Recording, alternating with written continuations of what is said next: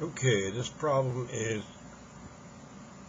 these are conversion rates. In other words, $3 is the same amount of buying power, €3 is the same amount of buying power as $4, which is the same amount of buying power as 500 yen. And here we're going to convert $200 to euros and then to yen.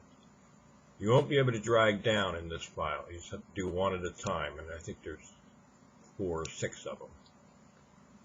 So this is a straight proportion problem. So what I'm going to do first is go ahead and set up a ratio of dollars to euros from up here. Dollars to euros. Or I could do euros to dollars. Doesn't matter.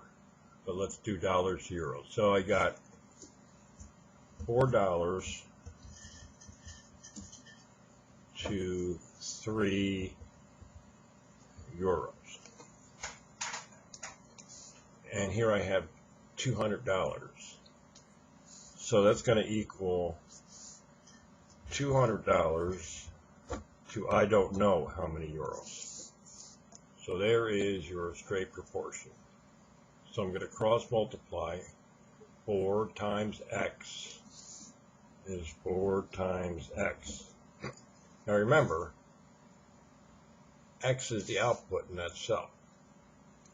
So 4 times x equals 3 times 200.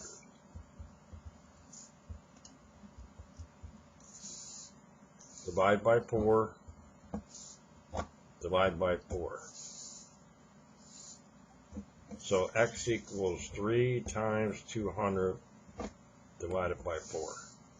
Now I'm done here. This is where I'm going to stop, because I don't really need the answer. I'll get the answer through Excel.